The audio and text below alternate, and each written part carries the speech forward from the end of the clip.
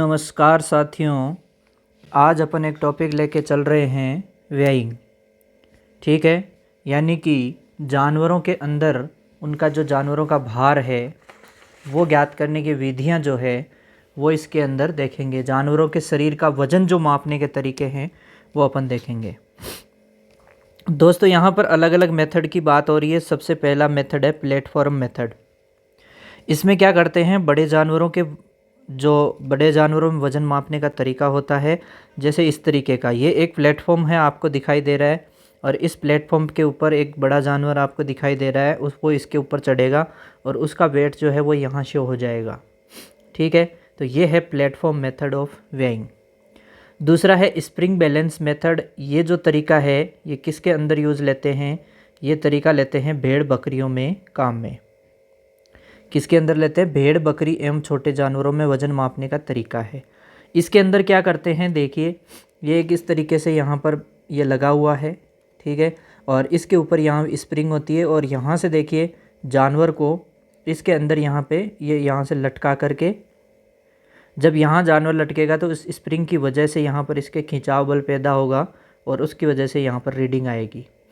ठीक है, तो ये क्या है, छोटे जानवरों में काम में लिया जाता है, क्योंकि बड़े जानवरों को इस तरीके से लटकाना पॉसिबल नहीं है, आसान तरीका नहीं है। फिर आगे है पेन बैलेंस।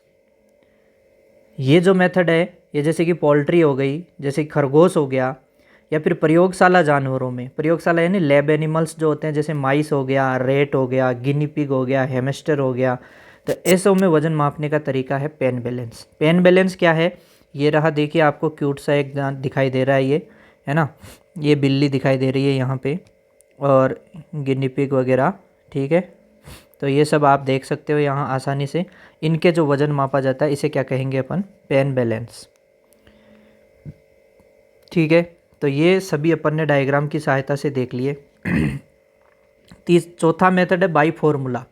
फॉर्मूले के आधार पे अगर अपन बात करें तो यहाँ पर जो आपको कुछ नाम याद रखने हैं। नाम इसलिए याद रखने हैं ताकि आपको पता रहे कि ये जो मेथड है वो किस चीज़ के मेथड है, किस में यूज किए जाते हैं। सिंपल कई बार नाम पूछ लेता है एग्ज़ाम में, उसके हिसाब से। तो अग्रवाल्स मॉडिफाइड सेफर्स फार्मूला हो गया, मोलिक्स फार्मूला हो गया, और भंडारीज फार्मूला हो गया। ये तीन, और एक थोड़ा सा सेफर्स फार्मूला जो है ये तो देखो मॉडिफाइड है, और ये ओनली सेफर्स फार्मूला है, ये थोड़ा इंपॉर्टेंट बनता है। तो इसके बारे में अपन ने दो चार चीज़ देख ली कि गाय भैंस में वज़न मापने के लिए सबसे ज़्यादा काम में लिया जाने वाला तरीका है। तो यहाँ से सबसे ज़्यादा काम में लिया जाने वाला तरीका है कौन सा मेथड? Shepherds method. तो ये थोड़ा सा क्या हो जाता है, इम्पोर्टेंट हो जाता है। जानवर का वज़न, यानी कि जानवर का जो वज़न है पाउंड में, तो वो होता है कितना? परिधि, लंबाई इंटू परिधि का क्या कर देंगे अपन? स्क्वायर कर देंगे। लंबाई इंटू परिधि का क्या कर दोगे? स्क्वायर कर दोगे। अपॉन क्या कर दोगे? 300 का भाग लगा दोगे।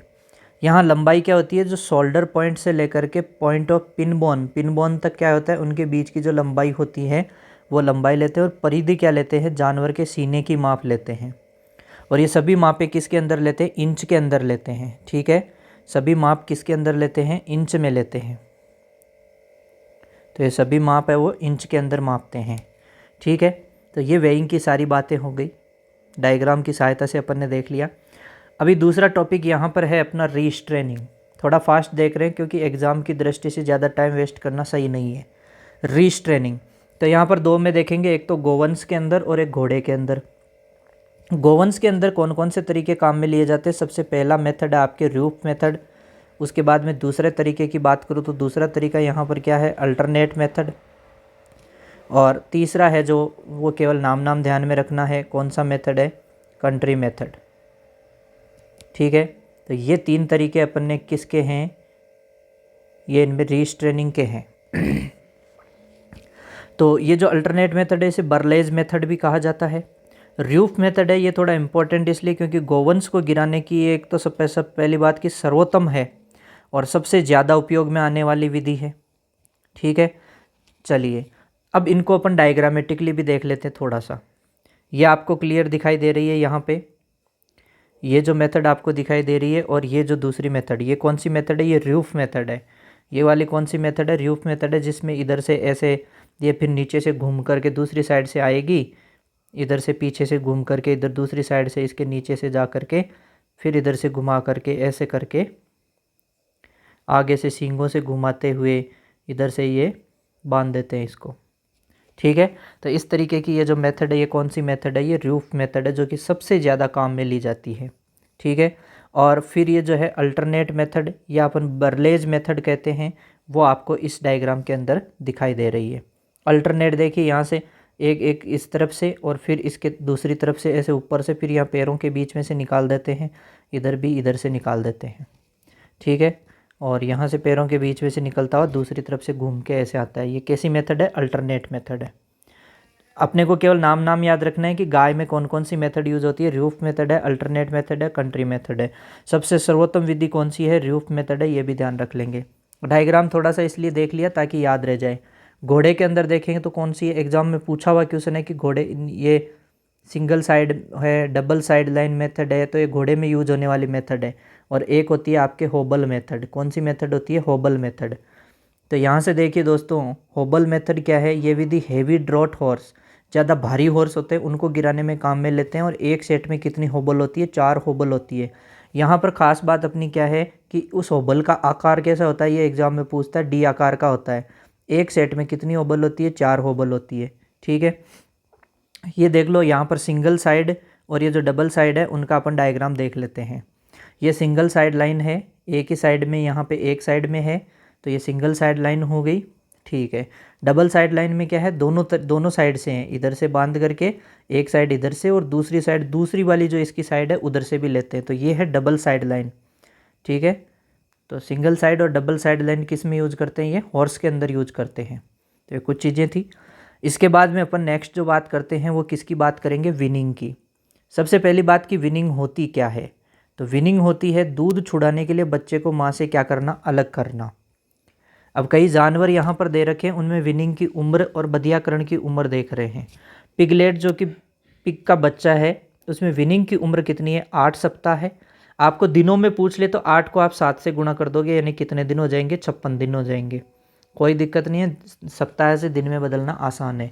और वही पिगलेट में बधियाकरण की उम्र 1 सप्ताह होती है लगभग।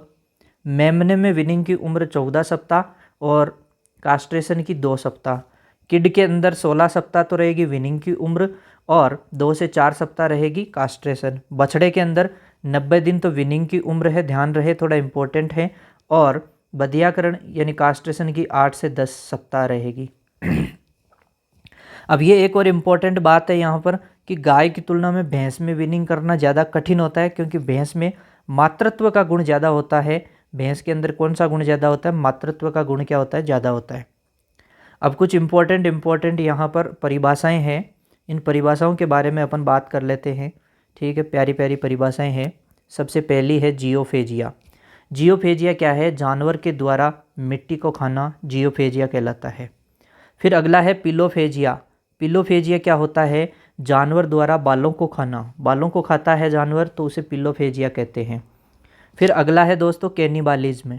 ठीक है, ये भी अक्सर एग्जाम में पूछा जाता है। कैनिबालिज्म में अपनी ही प्रजाति के जानवरों को खाना, जैसे कि कुतिया, पोल्ट्री, इनके अंदर ये मिलता है। अब एक और देखना बड़ा ही रोचक, इन्फेंटोफेजिया। क्या है, इन्फेंटोफेजिया। तो इन्फेंटोफेजिया क्या है, मादा द्वारा प्रसव के पश्चात अपने नवजात को खाना। किसको खाना, नवजात को खाना। ठीक है, इन्फेंट किससे रिलेटेड है, नवजात से रिलेटेड है इन्फेंट, तो और फेजिया मतलब उसको खाना। तो कुतिया के अंदर ये पाया जाता है इन्फेंटोफेजिया। एग्जाम्पल भी इनके ध्यान रखने इंपॉर्टेंट होते हैं। फिर एक कोफ्रोफेजिया या सिकोट्रोपी, ये भी बड़ा इंपॉर्टेंट है, अक्सर एग्जाम में पूछा जाता है। यहाँ पे हर एक स्टेटमेंट क्वेश्चन है। जानवर द्वारा अपने अपशिष्ट पदार्थ जैसे कि गोबर या मल को खाना। ठीक है, जैसा कि ये पाया जाता है खरगोश के अंदर। क्यों कि इसमें पूरा पाचन नहीं होता तो वो उसको दोबारा खा लेता है। फिर है एलोट्रायोफेजिया। एलोट्रायोफेजिया या इसे अपन क्या कहते हैं, डिप्रीव्ड एपेटाइट। ठीक है, डिप्रीव्ड एपेटाइट, तो ये भी बड़ा इंपॉर्टेंट बनता है। जानवर द्वारा अखाद्य पदार्थों को खाना, यानी जो खाने लायक पदार्थ नहीं है उनको जानवर के द्वारा खाना। ठीक है, जैसे कि हड्डी हो गई, लकड़ी हो गई, प्लास्टिक हो गई, पॉलीथीन हो गई, ऐसी चीज़ों को खाना, तो ये डिप्रीव्ड एपेटाइट में आएगा। ठीक है दोस्तों, थैंक यू। वीडियो को शेयर करना, अच्छा लगा हो कमेंट करके बताना। ठीक है, थैंक यू सो मच।